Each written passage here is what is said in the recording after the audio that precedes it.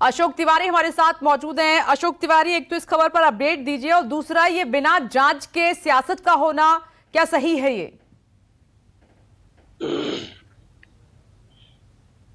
देखिए, सबसे अहम बात तो यह है कि चंदौली के इस पूरे घटनाक्रम में अभी तक का सबसे बड़ा अपडेट यही है कि पुलिस की तरफ से बाकायदा जो मृतक पीड़िता थी उसका जो पोस्टमार्टम रिपोर्ट आई है उसके बारे में जानकारी साझा की गई है और पुलिस की तरफ से कहा गया है कि उसके गले पर और जबड़े के पास हल्की चोट के निशान है, लेकिन पोस्टमार्टम रिपोर्ट में जो कॉज ऑफ डेथ होती है वो अभी तक साफ नहीं हो पाई है और बिसरा जांच के लिए भेजा गया है। उस जांच के आधार पर ही आगे की कार्रवाई की जाएगी। दूसरी बात यह भी है कि कन्हैया यादव जो कि मृतका के पिता थे, उनकी तरफ से यह बात कही गई है कि उन्होंने तमाम सारे पुलिस वालों के खिलाफ मुकदमा पंजीकृत कराने के लिए तहरीर दी थी, जिसमें कई सारे जो पुलिसकर्मी थे वो मौजूद थे, संबंधित जो इंस्पेक्टर थे वो मौजूद थे। इनके खिलाफ नामजद एफआईआर दर्ज करने की तहरीर दी गई थी, लेकिन बहुत कम पुलिसकर्मियों के खिलाफ फिलहाल मुकदमा पंजीकृत किया गया है। लेकिन उन्हें उम्मीद इस बात की है कि जिस तरह से यह पूरा घटनाक्रम घटित हुआ है तो कम से कम उनके परिवार को न्याय मिलना चाहिए। दूसरी बात यह भी है कि आप देखिए कि चंदौली के इस घटनाक्रम को लेकर सबसे पहले जो आरोप लगाए वो समाजवादी पार्टी के मुखिया अखिलेश यादव की तरफ से उठाए गए सवाल कि आखिरकार इस तरह के घटनाक्रम क्यों घटित हुआ, इसमें पुलिस वालों की संलिप्तता की बहुत निष्पक्षता से जांच होनी चाहिए।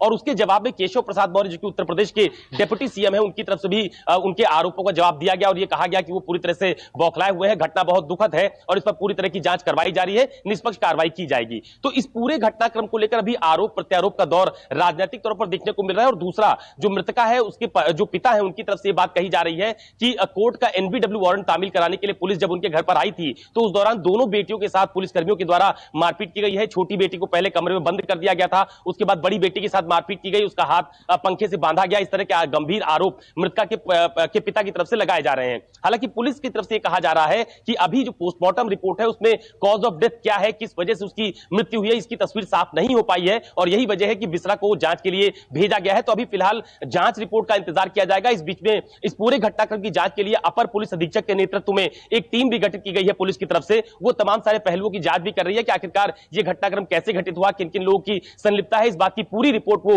अपने जो उच्चाधिकारी हैं उनको सौंपेंगे। तो सरकार की तरफ से कोशिश की जा रही है कि इस मामले की निष्पक्षता से जांच कराई जाए, क्योंकि किसी भी घटना के घटित होने के बाद पूरा आरोप सरकार के ऊपर ही लगता है। तो विपक्षी दल की भूमिका निभाते हुए समाजवादी पार्टी ने भी अपने आरोप और सवाल खड़े किए हैं इस पूरे घटनाक्रम को लेकर। तो फिलहाल अब जो परिवार वाले हैं उनकी तरफ से कहा जा रहा है कि उनके परिवार को न्याय मिलना चाहिए और जो पुलिसकर्मी है उनकी तरफ से कहा जा रहा है कि शुरुआती दौर में जब इंस्पेक्टर की संलिप्तता को लेकर आरोप लगाए गए तो उनको निलंबित किया गया है और अगर आने वाले दिनों में ऐसी और संलिप्तता बाकी पुलिसकर्मियों की सामने आती है तो उनके खिलाफ भी कार्रवाई की जाएगी। अशोक, नजर बनाए रखिएगा। नमस्कार, मैं हूं मानक गुप्ता। अगर आपको हमारा ये वीडियो पसंद आया हो तो इसे लाइक और शेयर जरूर करें और हां, हमें सब्सक्राइब और फॉलो करना ना भूलें ताकि आप देश और दुनिया की कोई खबर मिस ना करें। चाहे कोई ब्रेकिंग न्यूज हो या कोरोना वायरस से जुड़ी कोई भी अपडेट, पॉलिटिक्स हो या आपकी जेब से जुड़ी कोई खबर, इलेक्शन की कोई न्यूज हो, कोई कंट्रोवर्सी हो या फिर कोई वायरल वीडियो, सब कुछ मिलेगा न्यूज़ 24 पर। तो जुड़े रहिए हमारे साथ और देखते रहिए न्यूज़ 24।